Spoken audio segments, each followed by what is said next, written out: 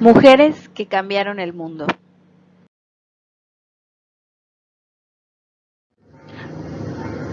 Hola, mi nombre es Cecilia Alejandra Castro Padilla y el día de hoy, 8 de marzo, Día de la Mujer, te quiero contar 12 historias a voces de grandes mujeres que admiro muchísimo. Estas historias te pueden servir de inspiración. Son historias de mujeres que, a pesar de ser muy diferentes y vivir en épocas distintas, todas querían lo mismo. Sentían una gran pasión por ver realizados sus sueños, sin importar lo que la sociedad de ese entonces opinara. No importa en qué área decidas desempeñarte, y tampoco si llegas a ser o no famosa. Lo importante es que tomes la iniciativa. Sigue el ejemplo de Amelia Earhart, quien en cierta ocasión le escribió a su esposo: las mujeres tenemos que intentar hacer cosas así como los hombres lo han intentado. Cuando fracasamos, nuestro fracaso debe ser un reto para otras. Cada mujer que tome la iniciativa haciendo lo que le apasiona es un nuevo ejemplo que ayuda a abrir el camino a las demás mujeres. Piensa en lo que la actriz Ingrid Bergman dijo alguna vez: no me arrepiento de lo que he hecho, me arrepiento de lo que he dejado de hacer. Y ten el valor de emprender tu propio camino.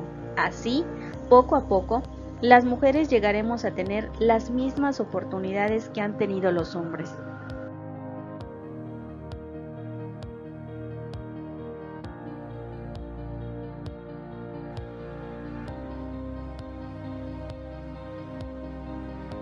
Nací el 27 de mayo de 1878 en San Francisco, California, en los Estados Unidos de América. Mis padres se divorciaron cuando yo era muy pequeña, por lo que mi educación y la de mis hermanos estuvo a cargo de mi madre, una mujer grandiosa, pero extra a la época, que era independiente y feminista, no seguía ninguna religión y aborrecía los convencionalismos. Ella nos enseñó la cultura clásica griega, el gusto por la poesía y la música, tocando para nosotros obras de Beethoven, Schumann, Mozart o Chopin en el piano. Pasé mi niñez a la orilla del mar y mi primera idea del movimiento y de la danza me vino del ritmo de las olas. A los 5 años decidí que llegaría a ser bailarina y revolucionaria, y así lo fui. Impartí mi primera clase de danza a los 6 años. Un día, mi mamá llegó a la casa y me encontró con varias niñas sentadas en el piso, a las que yo trataba de enseñar cómo mover los brazos para representar el movimiento del mar. Ella se sentó al piano para acompañar al grupo que yo presenté como mi escuela. A partir de los 10 años, me dediqué de lleno a la danza, impartiendo clases para apoyar el gasto familiar. Desde pequeña, por tanto, me alejé de los métodos convencionales de enseñanza, recibiendo mi educación a través de mi madre y de manera autodidacta. En la adolescencia me acerqué a la literatura y la filosofía, y más tarde forjé mi propia teoría de la danza a partir de la imaginería romántica de John Keats, el realismo poético de Walt Whitman y la crudeza de Friedrich Nietzsche. Mis inicios como bailarina profesional en los Estados Unidos fueron difíciles. A los directores de los teatros tuve que escuchar críticas a mi estilo de danza, que no correspondía con lo que se aprendía en la academia. Así que decidí probar suerte en Europa y en 1899 me embarqué a Londres junto con mi madre y mis hermanos. Como mi estilo era tan diferente y autónomo, tuve una gran acogida en el viejo continente, donde las vanguardias en todas las artes estaban floreciendo. Me presenté en Londres, París, Viena, Múnich y Berlín, donde fundé mi primera escuela en 1904. Durante mi estancia en Europa, pasé muchas horas en el British Museum de Londres y después en el Louvre de París, donde encontré una gran inspiración en las representaciones de los jarrones griegos. Comencé a presentarme en el escenario con el cabello suelto, descalza, sin maquillaje y vestida con una túnica, haciendo referencia a la antigua danza griega, que más que un espectáculo era un tributo al cuerpo humano y un ritual para los dioses. Para mí, la danza era el arte más antiguo, la manifestación de la psique humana y la afirmación del espíritu. mi estilo desenfadado sentó las bases para lo que más tarde fue denominada danza moderna. Y hay quienes consideran que yo hice más por este arte que cualquier otra persona en la historia. Con mis presentaciones en el escenario, pero también en mi vida privada, transgredí muchas de las restricciones sociales que pesaban sobre las mujeres de aquella época. A los 12 años me había prometido a mí misma disfrutar del amor cuando llegara, sin adquirir el compromiso del matrimonio. Y así tuve 2 hijos sin casarme: Deidre, hija del escenógrafo Edward Gordon Craig, y Patrick, hijo del millonario Paris Singer. Lamentablemente, en 1913 los 2 murieron ahogados en el río Sena, lo que me llevó a una profunda depresión y alejarme de los escenarios por un periodo largo. En 1921, por invitación del gobierno soviético, me mudé a Moscú, donde fundé una escuela. Ahí conocí al poeta ruso Sergei Yesenin, con quien contraje matrimonio a pesar de mi antigua promesa. Pero en 1925, Sergei, quien era 17 años menor que yo, se separó de mí debido a fuertes problemas psicológicos que dificultaron nuestra relación y poco después cometió suicidio. Yo perdí la vida poco después. El 14 de septiembre de 1927 sufrí un accidente de lo más absurdo. Al dar un paseo en un automóvil deportivo, mi bufanda se atoró en una de las llantas y me estranguló.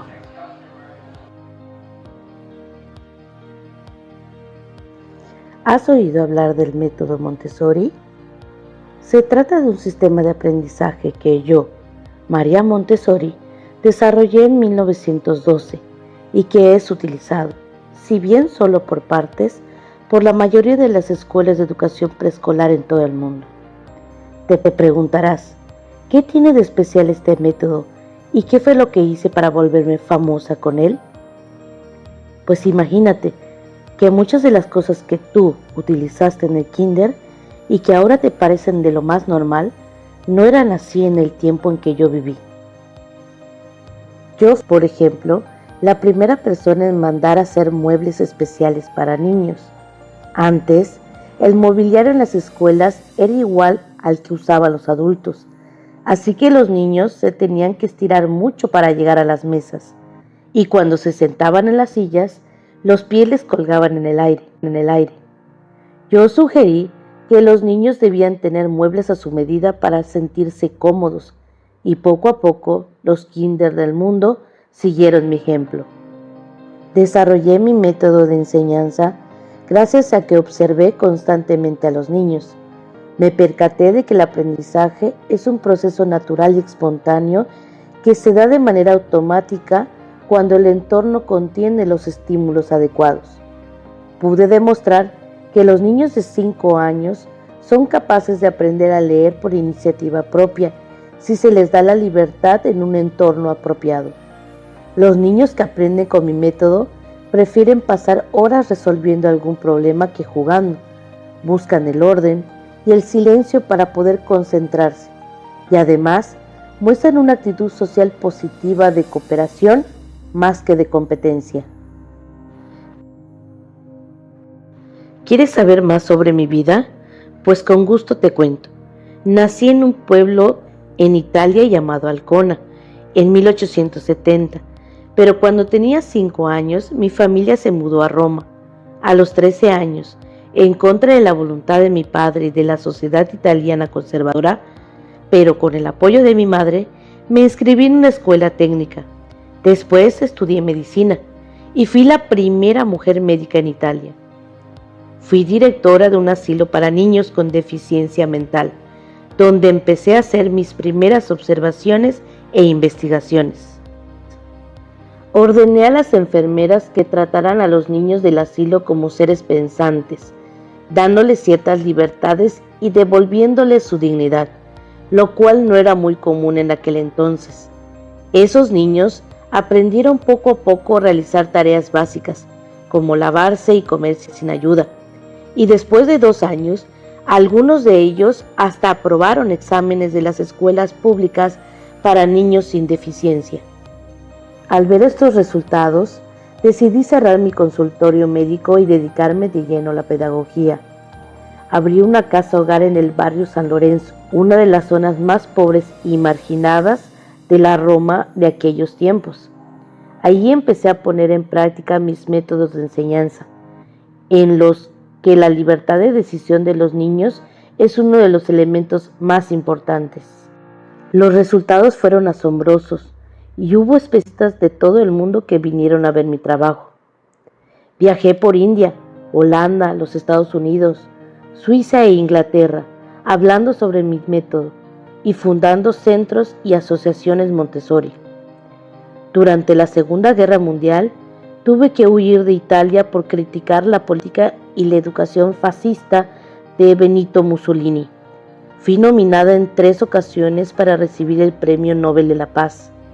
Desde mi muerte en Holanda, en 1952, he sido recordada como la fundadora del método educativo que lleva mi nombre, pero también como la persona que descubrió y mostró al mundo las capacidades de la niñez. Me llamo Gabriel Punir Chanel, pero tú seguramente me conoces como Coco Chanel. Siempre me gustó contar historias sobre mi niñez, con lo que confundía a todo el mundo. Así que no te asombres si te encuentras con diferentes datos en los textos o libros que hablan sobre mí. Así te cuento que nací el 19 de agosto de 1883 en Seymour, Francia. Mi mamá murió cuando yo tenía 6 años, por lo que crecí en un orfanato católico donde aprendí las labores de costurera. Sobreviví cosiendo ropa para niños y después probé mi suerte como cantante en un bar, donde inventé mi sobrenombre Coco. En 1910 me mudé a París, donde abrí una pequeña tienda de sombreros, con la que tuve mucho éxito. Poco a poco amplié mi negocio diseñando vestidos sencillos que se vendieron en 2 tiendas que abrí en las ciudades de Deauville y Biarritz. Mis primeros diseños causaron escándalo porque eran muy diferentes a lo que se usaba en aquel entonces. Yo pensaba antes que nada en la comodidad y la elegancia de las mujeres que usarían mi ropa, por lo que me deshice del corsé y de la crinolina. Inventé los cortes rectos, las faldas cortas, bueno, no tan cortas como ahora, los pantalones y el traje de baño para mujeres, la joyería de fantasía y muchas otras cosas que le hicieron la vida más cómoda y práctica a las mujeres. En resumen, fui la primera persona que incluyó algunos de los atributos típicamente masculinos en el guardarropas femenino. Hubo y hay quienes consideran feminista por eso, y puede ser que con mis diseños sí haya impulsado de alguna manera la liberación femenina, pero a mí lo que me importaba era que las mujeres lucieran cómodas, femeninas, elegantes y sensuales a la vez. Creo que la ropa que yo diseñé cambió la manera en que lucían las mujeres, pero sobre todo cambió la manera en que se veían a sí mismas. Entre 1912, cuando abrí la primera tienda, y 1920, logré establecerme poco a poco en el mundo del diseño, dominado hasta ese momento por los hombres. Pero el paso más grande dentro de mi carrera fue la presentación de mi perfume Chanel número 5 en 1923. Era la primera vez que un perfume llevaba el nombre de un diseñador o diseñadora en mi caso, y muchas mujeres lo compraron fascinadas por el aroma. Durante la Segunda Guerra Mundial cerré mis tiendas y me retiré del negocio. Me enamoré de un oficial nazi, que traté de ayudar en ciertas negociaciones políticas.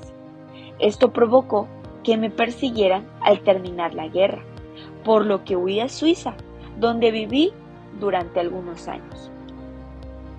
En 1954 decidí regresar a París y a mi trabajo como diseñadora. Muchos vieron mi regreso con gran escepticismo, pero poco a poco me gané nuevamente a la clientela, sobre todo en Estados Unidos.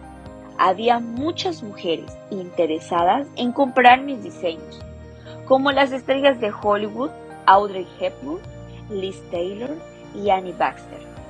Además, muchas de mis clientas eran consideradas las mujeres mejor vestidas del mundo, como la princesa Grace de Mónaco, la reina Fabiola de Bélgica, Marlene Bernlich, Ingrid Bergman, etc.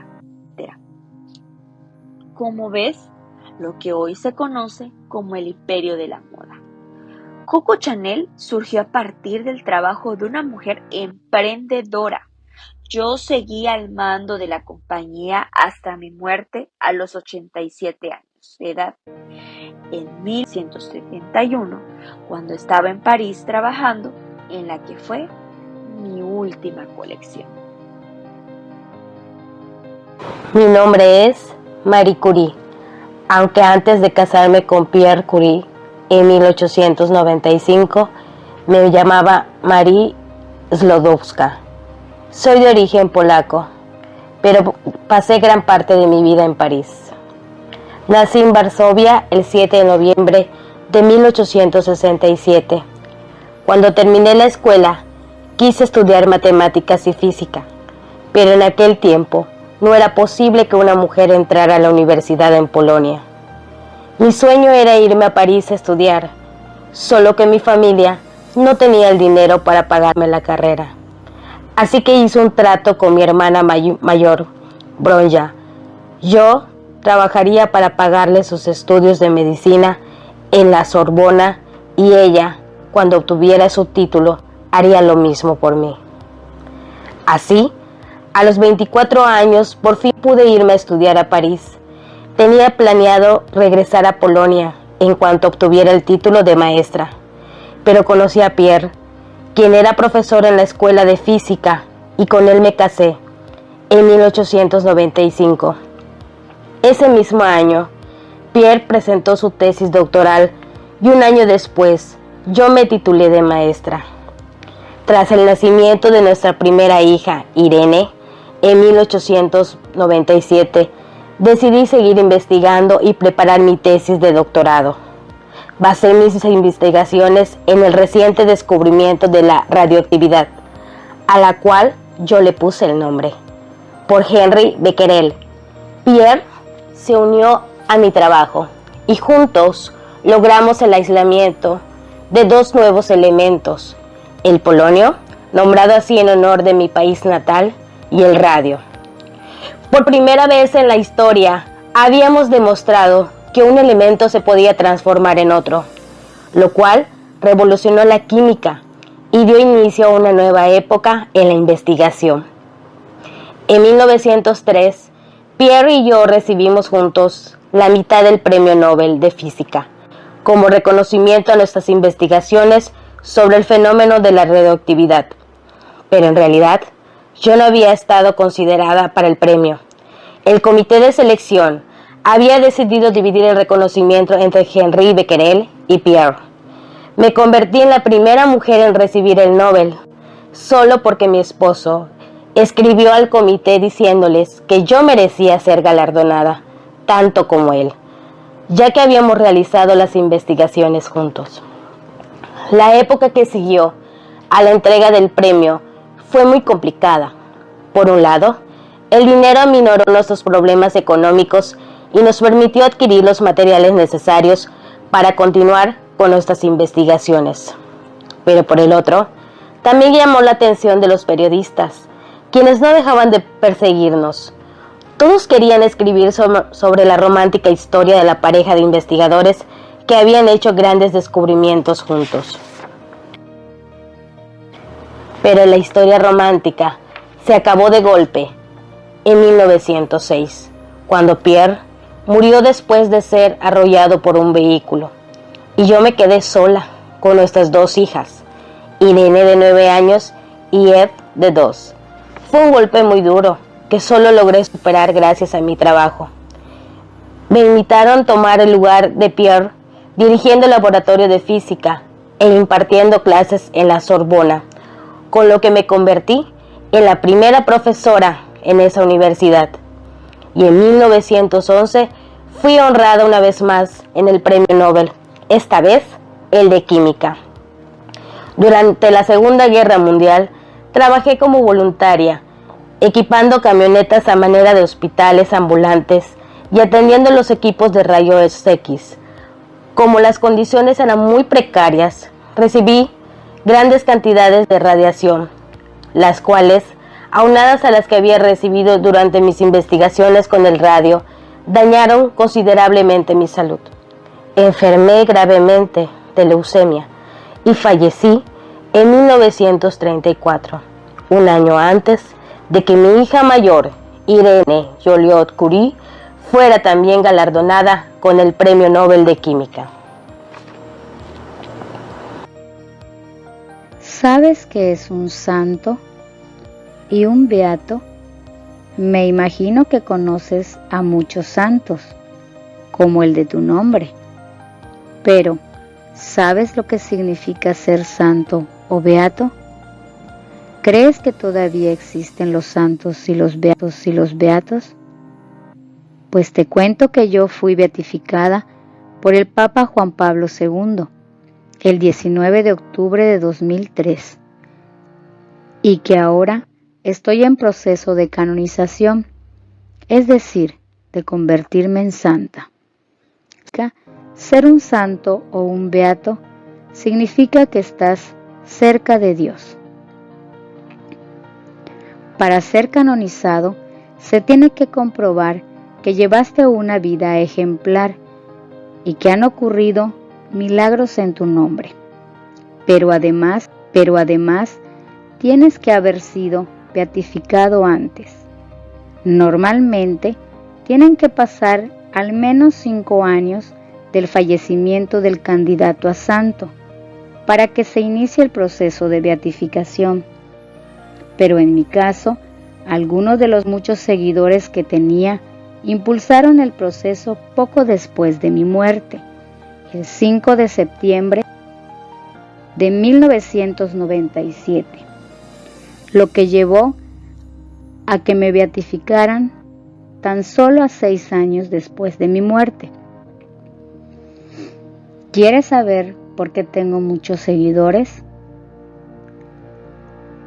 Pues déjame contarte mi vida. Nací el 27 de agosto de 1910 en Skopje, Macedonia, siendo la tercera hija de un matrimonio católico de descendencia albanesa, y fui bautizada con el nombre de Agnes Gonja Bohashiu. A los 18 años decidí seguir el llamado de Dios, ingresando al convento de las Hermanas de Loreto en Dublín, Irlanda. Fui enviada a Calcuta, mis primeros votos como monja en 1931, adoptando el nombre de Teresa en honor de Santa Teresa de Lisieux. Mis votos definitivos los tomé en 1937, con lo que me comprometí a vivir siempre al servicio de Dios. En 1931 y 1948 di clases en el Colegio de Niñas Santa Mari, en institución que dirigí a partir de 1944. La miseria de los barrios de Calcuta no me dejó en paz, por lo que en 1946 solicité la autorización para salirme del claustro y en 1948 el Vaticano me dio la aprobación de trabajar fuera del convento. Entonces me puse por primera vez el sari blanco con líneas azules, el sari de las mujeres pobres que más adelante en el uniforme de mi congregación. Y me fui a vivir a las zonas más marginadas de Calcuta, ayudando a los más necesitados. Algunas de mis alumnas del colegio se unieron a mi trabajo y así, siendo 12 mujeres, fundamos en 1950 la orden religiosa llamada las Misioneras de la Caridad, que hoy cuentan con casi 4,000 miembros, hombres y mujeres, religiosos y laicos, y más de 700 casas de caridad en las que se atienden a huérfanos, ancianos, enfermos de SIDA y lepra, damnificados, drogadictos, indigentes, prostitutas, etc., en más de 130 países. Para financiar la labor de la congregación, busqué apoyos económicos por todos lados. En cierta ocasión le pedí al Papa Juan Pablo XXIII que me donara alguna de las riquezas del Vaticano. Él me regaló su Rolls Royce, por el cual recibí gran cantidad de dinero a través de una subasta. Otro ejemplo de mi búsqueda constante de capital, me otorgaron el Premio Nobel de la Paz en 1979. En esta ocasión, pedí que me cancelaran la cena de celebración y que el dinero de la misma fuera donado a la congregación. Hay quienes me han criticado de tradicionalista y de cerrada por estar en contra del divorcio, los métodos anticonceptivos, la eutanasia y el aborto. Pero siempre tuve la convicción de que debemos respetar la vida por sobre todas las cosas y que el sufrimiento nos lleva a la gloria. Parece que precisamente esa forma de pensar es una de las razones por las que la Iglesia Católica ha decidido beatificarme. Ahora, si también deciden canonizarme.